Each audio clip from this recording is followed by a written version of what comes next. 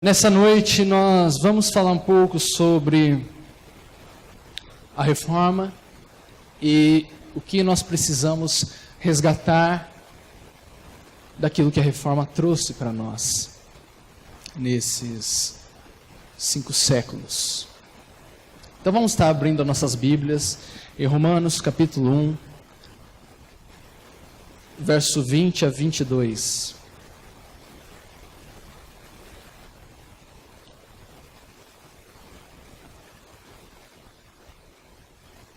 Você que for achando, se coloque em pé, como de costume, em reverência.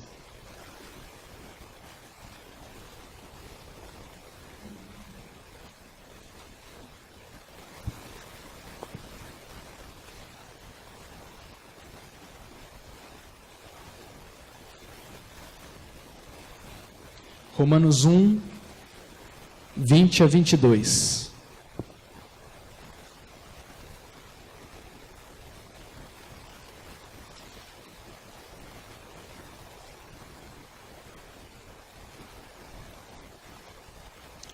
Diz assim a palavra de Deus: pois desde a criação do mundo, os atributos invisíveis de Deus, seu eterno poder e sua natureza divina, têm sido vistos claramente, sendo compreendidos por meio das coisas criadas, de forma que tais homens são indesculpáveis, porque tendo conhecido a Deus, não glorificaram como Deus, nem lhe renderam graças, mas os seus pensamentos tornaram-se fúteis, e o coração insensato deles obscureceu-se. Dizendo-se sábios, tornaram-se loucos. Amém? Vamos estar fazendo mais uma oração. Senhor Deus Pai, graças te damos, porque a tua graça tem nos sustentado e nos mantido até aqui.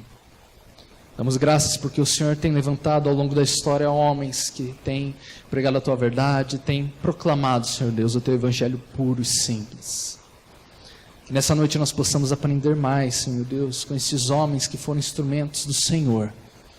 Que possamos nos moldar, nos conformar à tua vontade, Senhor Deus, para este século, para esta geração, neste tempo, Senhor Deus, de crises, neste tempo, Senhor Deus, de distorções da verdade. Fale o nosso coração, Espírito Santo, e nos use conforme o teu querer, conforme a tua vontade. Em nome de Jesus que eu oro e que eu agradeço. Amém. Pode se assentar. Hoje nós não vamos estar falando em especial deste versículo que nós lemos. Esse verso, ele serviu como uma introdução para nós entendermos como está os nossos dias. Nós devemos entender que houve problemas desde a igreja primitiva, onde aqui Paulo escreve a igreja de Roma. E esses mesmos problemas vêm se repetindo em uma certa frequência, em determinados momentos, eles voltam à tona. São os mesmos problemas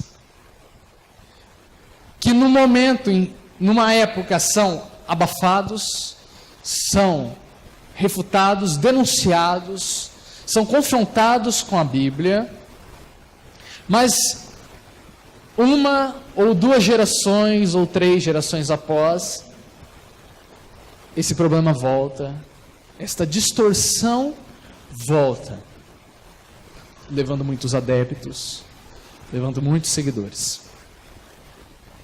Como Eclesiastes diz, Eclesiastes 1:9 diz que não há nada novo embaixo do céu. Nós devemos entender que as ciladas, as armadilhas que Satanás lançou e lança hoje contra a igreja de Deus são as mesmas desde o jardim do Éden há 6.000 anos atrás. Não há inovação. Não foi necessário ele inovar o seu repertório, digamos assim, de enganações. Porque nós podemos, olhando para a história, nós aprendemos 2 coisas. Que nós esquecemos rápido dos nossos erros, a humanidade em geral, e que nós não aprendemos com os erros dos outros. É muito difícil. Por isso que sempre cometemos o mesmo erro, sempre caímos na mesma armadilha, no mesmo laço, na mesma cilada. E hoje nós estamos vivendo um ambiente muito semelhante ao da época do século XVI, a época de Martim Lutero, a época de João Calvino, a época dos reformadores. Uma época de alienação, uma época de suplantação das Escrituras, uma época em que se tem cópias de Bíblias espalhadas em todos os lugares, mas tem poucos leitores da Bíblia. E isso se torna algo muito perigoso, isso enfraquece a igreja a tal ponto que qualquer vento de doutrina, qualquer heresia, digamos no tom claro, qualquer heresia que fuja da sã doutrina de Deus, que fuja das Escrituras, ela é abraçada por centenas, milhares, dezenas de milhares de adeptos, porque não conhecem as Escrituras. Na época dos reformadores, voltando um pouco antes, na época da igreja primitiva, se nós contarmos o período que nós denominamos de patrísticas, os 8 primeiros séculos da igreja primitiva, nós vemos surgindo centenas de heresias. E a época da patrística ela foi marcada por teólogos, pastores, que ardentemente combatiam essas heresias, combatiam esses erros, fervorosamente, e não deixavam essas heresias frutificarem no solo da igreja. Passou-se esse tempo e nós chegamos a o que muitos historiadores denominam de a Era das Trevas, a Idade das Trevas, a Era Medieval, que ao contrário do que nós pensamos, ela não foi uma época de paralisação da ciência, de congelamento da ciência, não, isso é um mito. Se nós estamos hoje num patamar avançado, moderno, foi graças àquela época. Porém, teologicamente dizendo, houve uma escuridão. Porque houve uma monopolização da palavra de Deus. Onde você não poderia ter, por exemplo, uma cópia da Bíblia no seu idioma. Se você tivesse uma cópia da Bíblia no seu idioma, você seria preso. Muitas vezes você pagaria com a vida. Porque era proibido isso. Era permitido apenas cópias das Bíblias em latim, que era a língua falada apenas pelos padres, pelos sacerdotes. Ou seja, a igreja em si, ela foi isolada da Bíblia. Se você quisesse saber o que significa um verso bíblico, você teria que ir perguntar para o padre, para ele te passar a interpretação correta, segundo a visão da igreja. Lembremos que a igreja ela não tem poder de acrescentar, retirar nada das Escrituras. Ela não tem esse poder. Ela não tem esse poder, porque as Escrituras, mais à frente iremos falar sobre o caráter das Escrituras, ela foi dada por Deus, e nós não temos. Muitos pensam que nós que compilamos, nós criamos a Bíblia, os 66 livros que há nela. Isso é um mito. Não, Lucas, mas ela não caiu com um zíper compiladinha. Não, mas não foi a bel prazer que foi compilado esses 66 livros. Nós não temos poder, autoridade, nós não temos autorização de retirar nada nas Escrituras. Tanto que Apocalipse fecha o cânon dizendo: ai daquele que acrescentar ou retirar alguma coisa daqui. Será acrescentado na sua pena. Mas voltando, você era dependente de uma interpretação da igreja. Uma interpretação que dava base, uma interpretação distorcida que dava base a todas as heresias que foram sendo implantadas durante os anos na igreja. Por exemplo, a oração aos mortos, o uso de velas, o uso do rosário e outras coisas. Conforme foi passando os séculos, foi se acrescentando cada vez mais erros e erros e erros, a fim de benefício próprio da igreja. E a igreja, quando eu digo aqui, é com I minúsculo. Não é a igreja de Deus, não é a igreja invisível, a qual Deus separou e predestinou antes da fundação do mundo. Não, é uma igreja visível, é uma igreja, o sistema igreja. E essa igreja sugava os fiéis. Eram lobos, que ao invés de pastorearem as ovelhas, eles comiam as ovelhas e palitavam os dentes com os ossos. Tamanho era a usurpação da autoridade da Bíblia. Tamanha era a falta de temor a Deus que havia naquela época.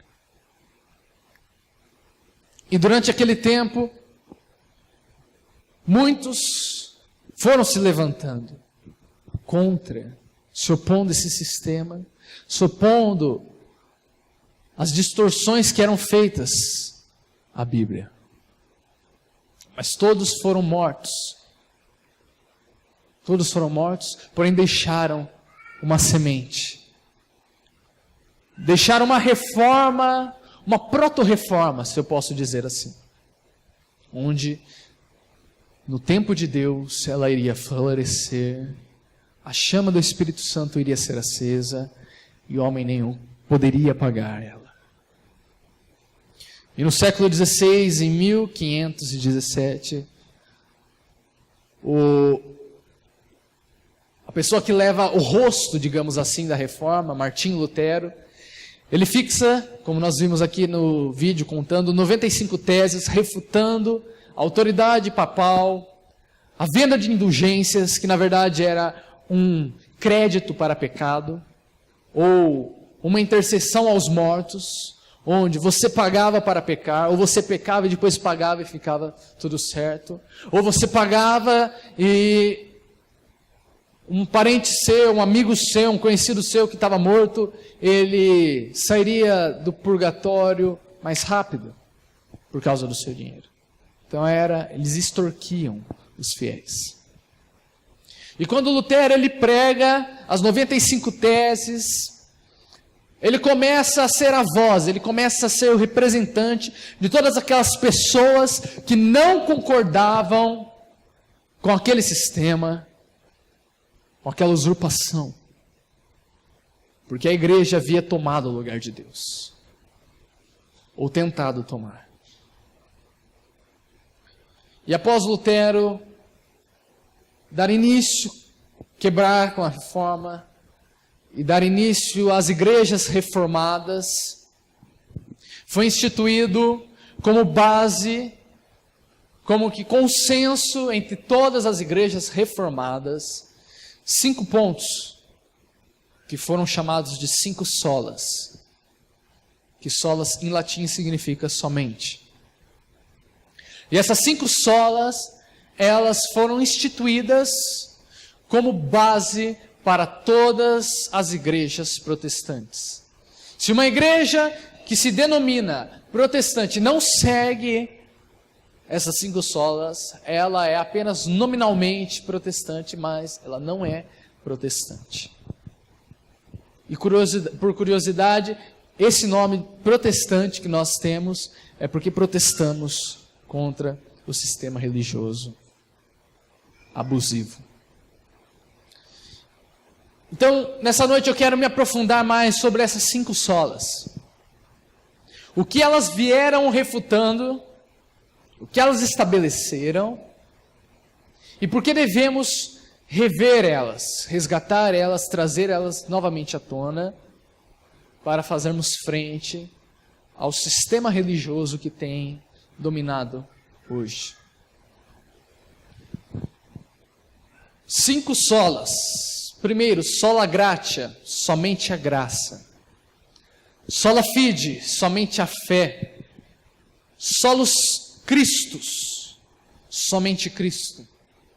Sola Escritura, somente as Escrituras, a Bíblia. E sola Deo glória, glória somente a Deus. Primeiro, sola gratia, vamos abrir em Efésios 2, uma passagem muito conhecida. Efésios capítulo 2,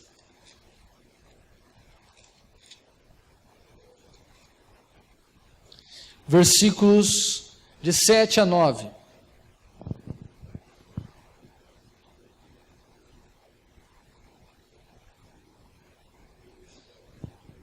Efésios 2, de 7 a 9.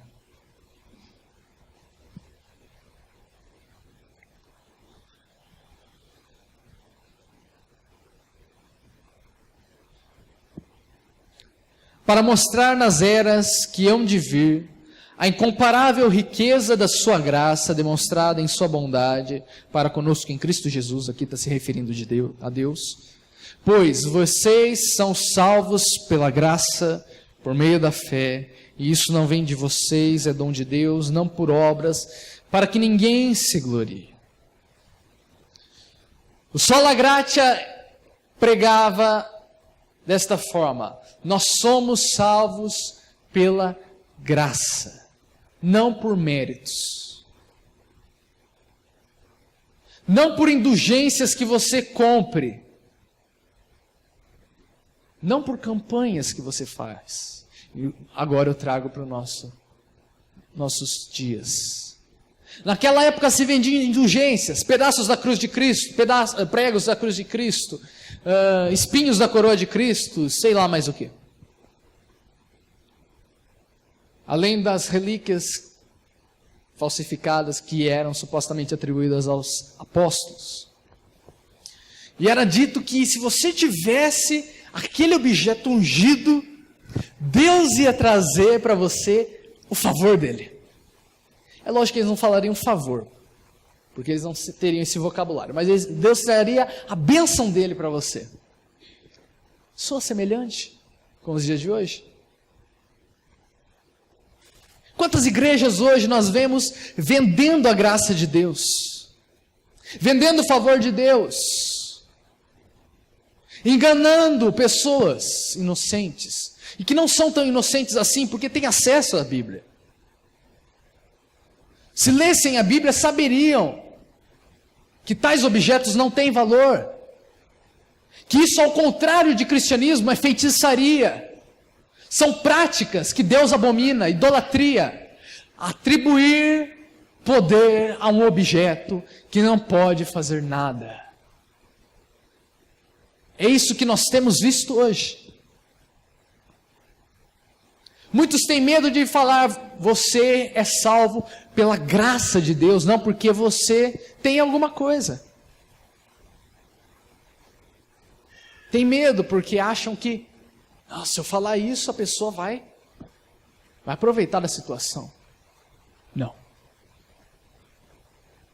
Aqueles que foram chamados por Deus, chamados primeiramente para ser santos, eles não terão isso como legalidade para se contaminarem com o mundo, mas usarão isso como gratidão e tentarão retribuir a Deus esta graça impagável. Como eu disse, na época dos teólogos, da patrística, surgia qualquer coisa que não condizia com as Escrituras, e logo um tratado era publicado, um livro era publicado, era feita uma reunião para não deixar que isso criasse raízes. Mas hoje nós temos vergonha de falar a verdade. Hoje nós prezamos a companheirismo. Eu não sei se vocês repararam, mas apareceu a frase de Lutero aqui que fala que, não me lembro agora ao certo ela, mas ela fala que devemos prezar pela comunhão, mas se depender, se estiver em jogo a verdade, é necessário rompermos essa comunhão. Não podemos ter comunhão com pessoas que não têm comunhão com Cristo. E só há comunhão com Cristo através da palavra de Deus. A graça de Deus alcança. E antes da fundação do mundo, Deus ele escolheu segundo a sua vontade, o seu prazer, o beneplácito da sua vontade, aqueles que ele ia salvar e aqueles que ele não ia salvar. Isso é injustiça? Não. Porque todos estavam condenados. Todos mereciam o inferno. Todos estavam sem nada para se agarrar e estavam caindo para o inferno. Mas Deus, com uns, deu misericórdia, com outros deu justiça, mas para nenhum ele deu injustiça. É simples isso. Segundo ponto, sola fide, somente a fé. Vamos para Romanos 1, 16 e 17. Alguns versículos antes do que nós lemos no começo.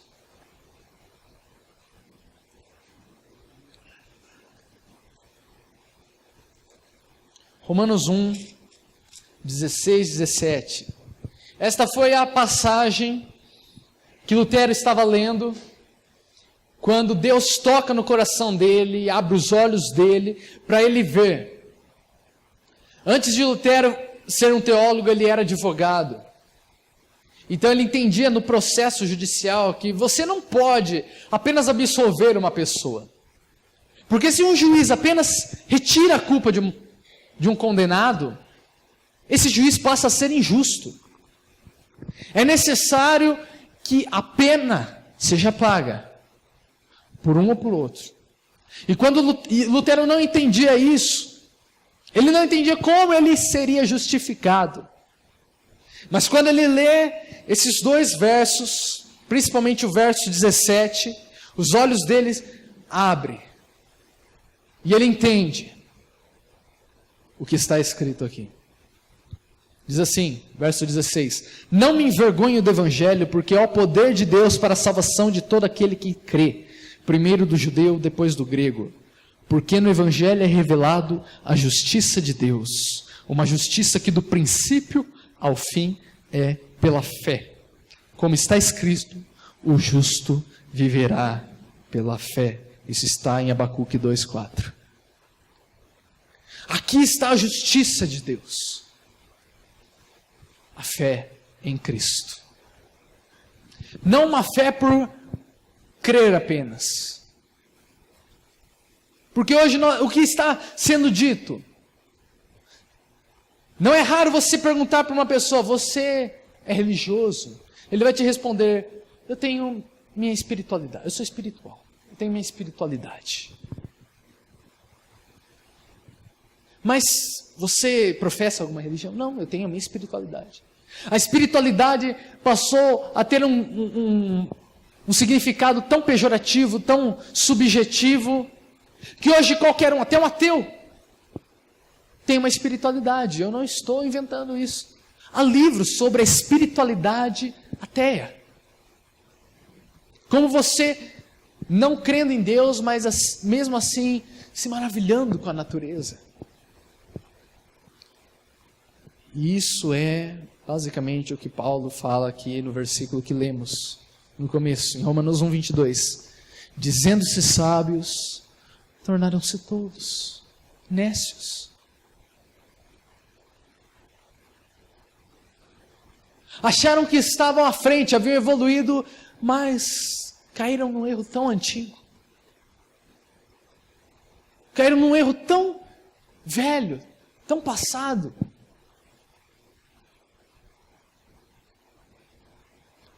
Obras não podem nos garantir nada. Uma das diferenças que nós tivemos, a quebra que nós tivemos com o romanismo é que as obras não nos acrescentam em nada na nossa salvação.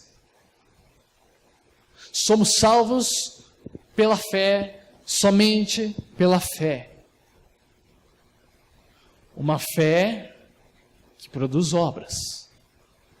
Mas essas obras são consequências da fé. Consequências de uma pessoa que já é salva. E não requisitos para que uma pessoa seja salva. Isso é totalmente antibíblico. Eu estou citando aqui apenas um verso, uma passagem para cada sola, mas há dezenas e centenas de versículos durante toda a Bíblia que nos mostram isso. Eu não estou pegando um versículo isolado, um versículo fora de contexto. Precisamos entender que a fé em Cristo Jesus nos basta. Nos basta, nos é suficiente, e que nem essa fé é de nós mesmos.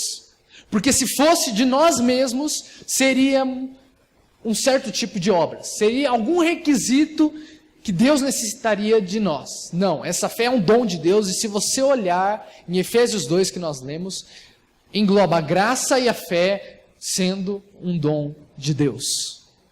Deus que dá. Por isso nós não podemos, não temos a vazão de nos gloriarmos em nada. Não temos a possibilidade, porque nada vem de nós. É tudo de Deus. E completando sola fide, vem solos Christus, que está em João 14:6. Vamos abrir lá.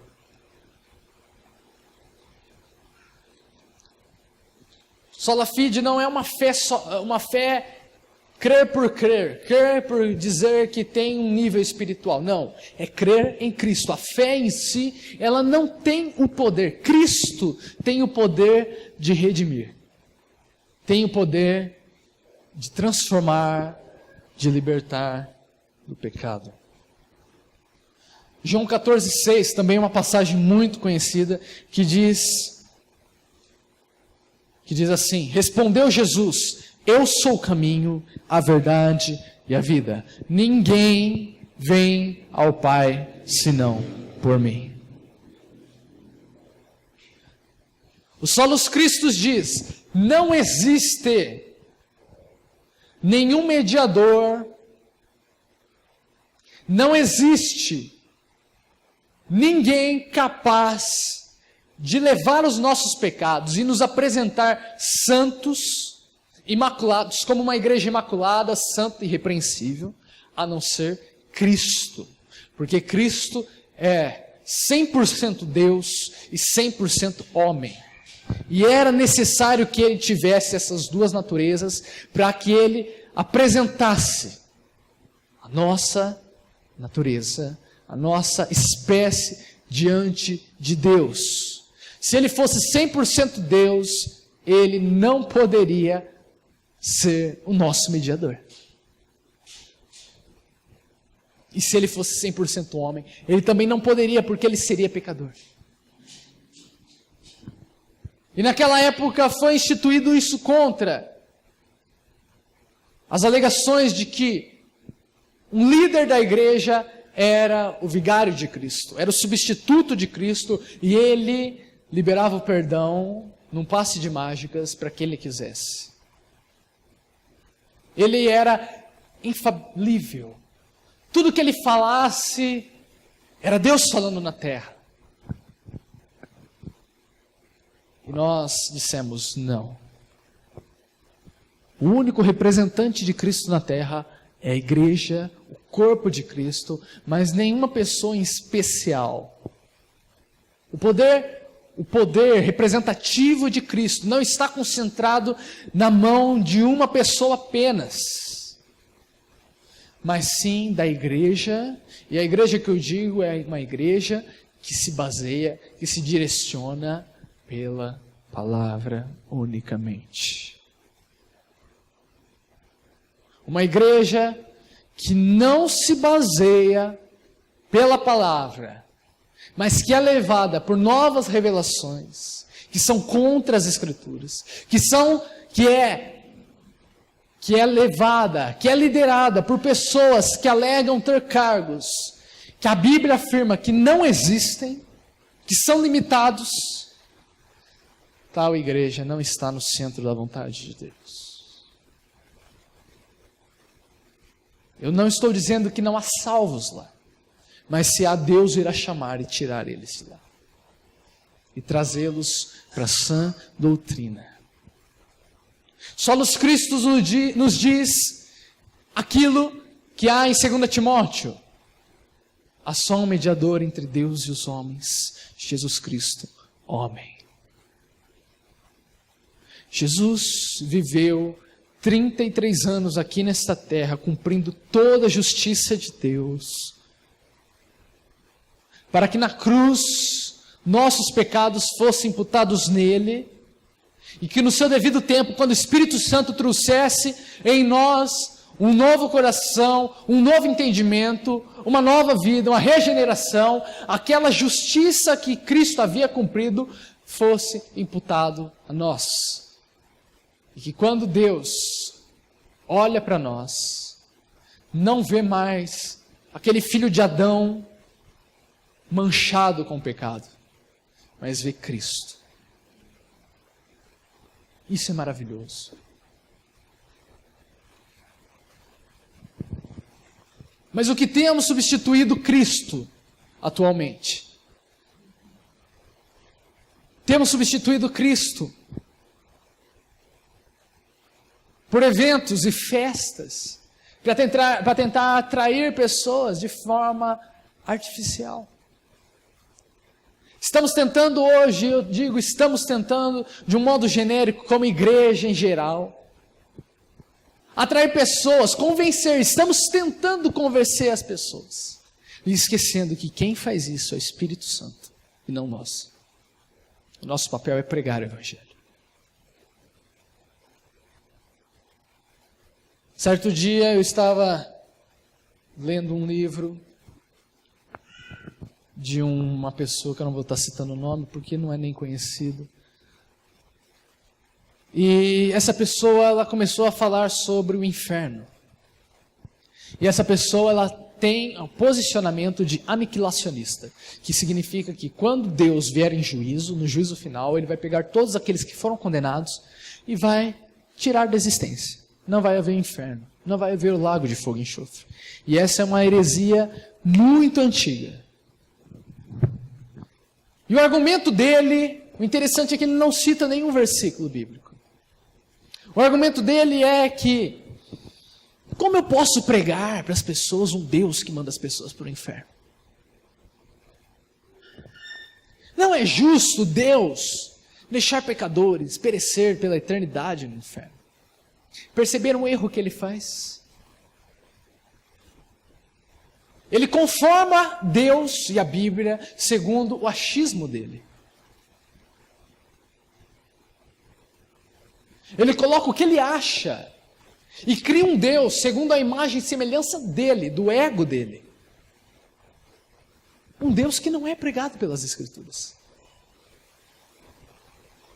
E esse é apenas um exemplo, e não é um exemplo isolado. Nós temos visto milhares de pessoas fazendo isso. O pastor Olivar, hoje de manhã, falou sobre o liberalismo, que eu abordo no meu livro. O liberalismo hoje tem contaminado muito a igreja. Nós vamos falar dele agora no próximo Sola. Sola Escritura, somente as Escrituras, somente a Bíblia. Vamos para 2 Timóteo capítulo 3, verso 14.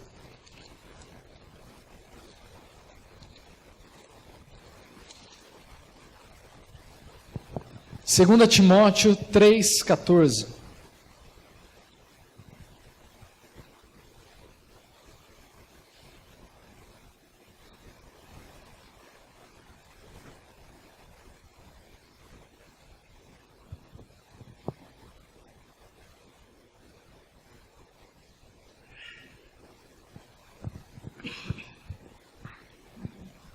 Segunda Timóteo 3,14 ao 17.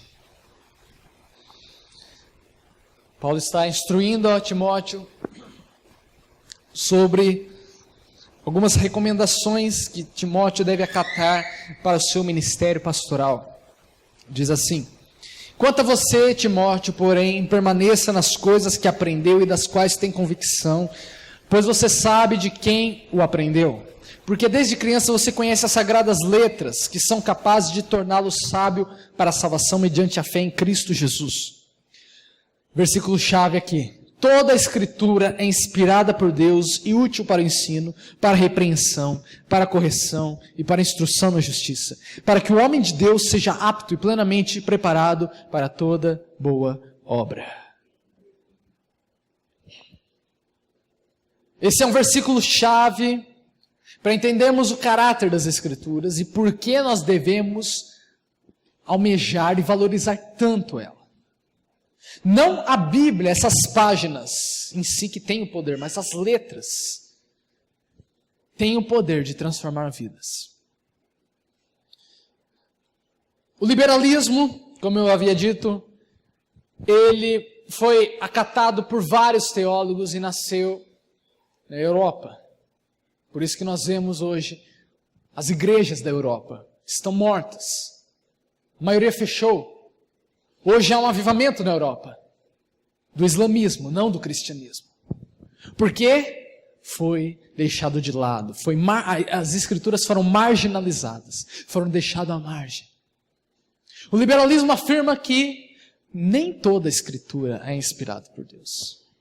A Bíblia contém a palavra de Deus. E é muito sutil essa palavra, porque eles apenas mudam.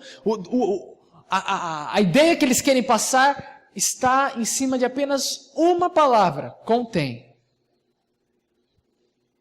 Nós professamos que a Bíblia ela não contém. Porque se eu digo que ela contém, então ela é parcialmente divina e parcialmente humana. E eles dizem, provamos isso porque nós vemos erros na Bíblia. Nós vemos contradições na Bíblia. E Deus, ele não se contradiz, Deus, ele não pode errar, certo? Deus não pode errar. E é citado uma lista de versículos fora do seu contexto, dando a impressão, na primeira olhada você olha, você vê e fala, nossa, é verdade, né? Eu estava errado. A Bíblia se contradiz mesmo. Como que eu posso conciliar os escritos dos evangelhos? Um fala que havia um anjo no túmulo de Jesus. Outro fala que havia 2. Um fala que estava fora. Outro fala que estava dentro. Qual que está certo? A questão está nos detalhes. O evangelho que fala que havia um anjo, não fala que havia apenas um anjo. Mas diz que havia um anjo. Se havia 2, havia 1. Isso são perspectivas diferentes. Isso são erros necessários para se provar que não foram inventados esses evangelhos. São erros, entre aspas, são discordâncias entre os evangelistas para provar. Eu lembro que na primeira semana minha, na faculdade de teologia, era feito um fórum, você punha sua opinião e você tinha que comentar a opinião de um colega. E eu pus a minha opinião, e uma querida colega discordou de mim, dizendo, ela abraça o liberalismo, não sei se ela abraça ainda, dizendo que não, que a Bíblia contém erros, a Bíblia não é inerrante, não é infalível, mas ela serve para nos levar ao caminho da salvação. O resto você pode jogar fora. Mas ela serve para isso. O resto, eles chamam carinhosamente de mito. É um mito, porque naquela época, como que você vai explicar a criação? Você tem que moldar, você tem que diminuir, você tem que trazer a linguagem para aquelas pessoas que eram iletradas. E ela cita 6 supostas contradições. E eu usei esse versículo aqui para rebater ela. Toda a Escritura é inspirada por Deus. A chave está no inspirado. Se você for no grego, inspirado é theopneustos, que significa soprado. Toda a escritura é soprada por Deus. Não é parte da escritura que é soprada por Deus. Toda a escritura é soprada por Deus. E eu peguei aquelas seis supostas contradições e mostrei para ela que não era contradição, ela estava forçando o texto. E isso nós devemos estar preparados, porque há muitas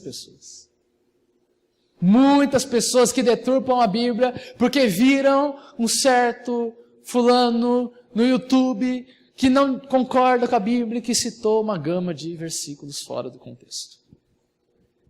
E nós devemos estar, assim como 1 Pedro 3,15 diz, devemos estar prontos para darmos a razão da nossa fé. Para mostrarmos que a nossa fé não é uma fé apenas por crer, mas a nossa fé ela é baseada em fatos. Os apóstolos pregavam assim: Cristo é Filho de Deus porque Ele ressuscitou, o túmulo está vazio, você pode ir ver. Eles tinham provas. Não era uma fé apenas por crer, uma crença cega, uma superstição, não. Era baseada em provas. E hoje nós temos visto muito disso. Por isso é necessário conhecermos as Escrituras, para que quando vier erros, nós saibamos refutá-los e não passemos vergonha. Por último, só lhe deu glória, glória somente a Deus. Abramos em Apocalipse 4:11.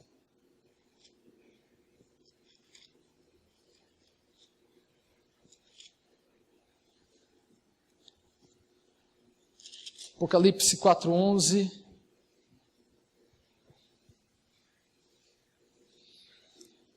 É uma parte de adoração que os céus fazem a Deus. Diz assim: Tu, Senhor e Deus nosso, és digno de receber a glória, a honra e o poder, porque criaste todas as coisas e por tua vontade elas existem e foram criadas. Tu, Senhor e nosso Deus, é digno de receber. Está implícito aqui: Tu, Senhor, Deus, é digno, somente tu, de receber. Somente Deus deve ser glorificado. Por que Deus deve ser glorificado? Aqui fala: porque criaste todas as coisas, e por tua vontade elas existem e foram criadas. Ou seja, Deus criou todas as coisas e as mantém até hoje. Por isso Deus merece ser exaltado, glorificado. E o só lhe deu glória vem fazer frente em dizer que nenhum homem deve receber glória que é única e devidamente atribuída a Deus. Nenhum cantor gospel deve receber glória que é única e devidamente atribuída a Deus. Nenhum pastor, nenhum padre, nenhum teólogo deve receber glória. Porque Deus criou todas as coisas e Ele as sustém. Se Ele as sustém, no momento que Ele quiser, a hora que Ele quiser, tudo acaba. Num piscar de olhos.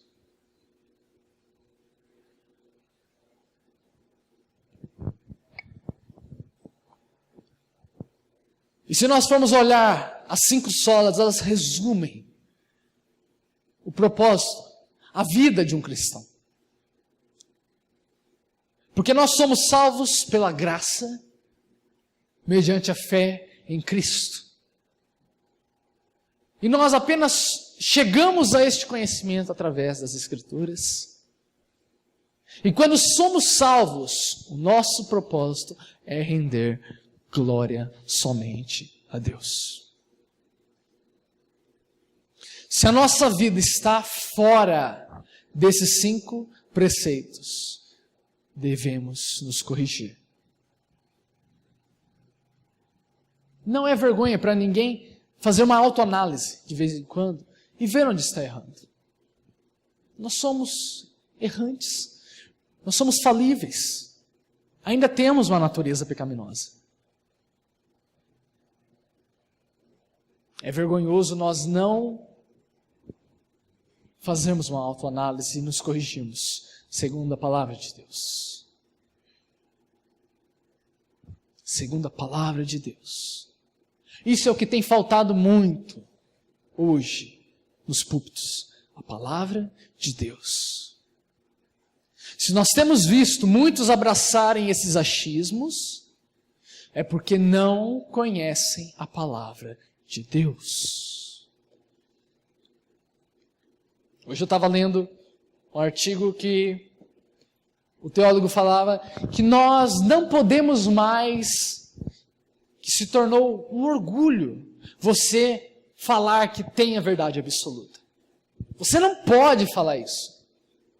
Você tem que ser, vamos dizer assim, você tem que ser pluralizado, você tem que ser relativizado. Você precisa saber ouvir as outras pessoas.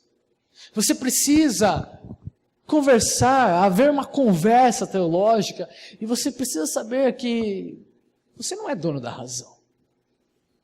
É até bonito ouvir isso, né? Mas a Bíblia não fala isso. Porque não sou eu que estou falando que a minha verdade, eu estou dizendo que eu sou o dono da verdade, não. Estou dizendo que a Bíblia é a verdade. E ontem nós estávamos vendo aquele trabalho na escola, as criancinhas aprendendo que Deus fez elas com o propósito de elas se satisfazerem em Deus. E naquele momento eu estava pensando, estamos aqui hoje ensinando elas sobre um Deus amoroso, Criador, que fez elas com o maior cuidado, a maior complexidade, dando de si para elas. O amor de Deus é isso, Ele dá de si aos outros. Para daqui 4, 5, 6, 7 anos, elas serem confrontadas. Vir uma pessoa que só porque tem algumas siglas no começo do nome dizer, você aprendeu tudo errado. Tudo isso é mito. Você é um aborto da natureza. Você não tem propósito.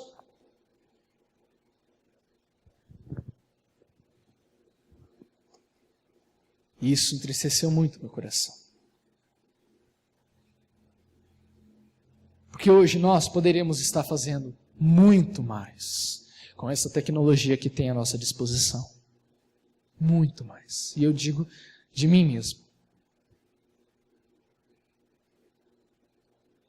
Que nós venhamos hoje a abraçar novamente as 5 solas, a Bíblia. Porque as 5 solas nada mais é do que a Bíblia. Não é nenhuma nova revelação. Não é nada que a igreja protestante tem como fundamento junto com a Bíblia. Não, é a Bíblia. Nós precisamos desesperadamente de pessoas apaixonadas pela Bíblia. Apaixonadas em conhecer a Deus. Que entendam que o Deus que enviou a Cristo para morrer é o mesmo que criou os céus e a terra. E é o mesmo que nos dá o fôlego de vida todos os dias. É necessário isso. E é necessário nós nos levantarmos e denunciarmos esses erros. Não ficarmos calados. Não termos amizades a preço da verdade. Porque Cristo é a verdade. E Calvino diz uma frase que é muito interessante. Ele fala que se um cachorro, ele late, briga pelo seu dono, por que nós não fazemos isso pelo nosso Deus? Deus não precisa da nossa defesa. Deus é onipotente, Ele é onisciente. Ele sabe se virar sozinho, vamos dizer assim. Nós precisamos dele, Ele não precisa de nós. Mas nós precisamos sim proclamar o evangelho puro e verdadeiro de Cristo. Um evangelho de graça, um evangelho que quebra grilhões da escravidão de um sistema religioso. Porque religião é o homem tentando se ligar a Deus. Cristo é Deus descendo e reconciliando o homem consigo. que nessa noite nós possamos fazer uma autorreflexão e ver aonde estamos errando. No que podemos fazer mais? Se nós estamos nos acostumando com o sagrado, que venhamos a parar, refletir e começar tudo de novo. Voltarmos às primeiras obras, assim como Jesus aconselha a igreja de Éfeso. Volte às primeiras obras. Que Deus possa nos ajudar a permanecermos firmes, porque os dias são maus. Amém? Vamos estar orando. Senhor Deus Pai, nós não somos merecedores da Tua graça. Não temos nada, Senhor, além de Ti como nosso tesouro, como nossa herança. Deus nos perdoa porque muitas vezes nós não temos brilhado nas trevas. Nós não temos sido sal neste mundo tenebroso, Pai. Temos escondido. Muitas vezes temos tido vergonha de falar da Tua palavra. Mas que o Teu Espírito Santo nessa noite, Ele possa nos convencer, trabalhar os nossos corações, renovar os nossos corações, porque precisamos todos os dias reformarmos a nossa visão e nos maravilharmos contigo, Senhor Deus. Acenda, Senhor Deus, o fogo do Teu Espírito Santo, o fogo que queimou nesses homens que pregaram o Teu Evangelho destemidamente, Senhor Deus, sem medo, seguindo até a última instância de perder a vida, para que o Teu nome seja glorificado em nós e sejamos Teus embaixadores aqui nesta terra, Pai. Usa-nos conforme a Tua vontade. Reforma a Tua igreja, Pai. No nome de Jesus que eu oro e que eu agradeço. Amém.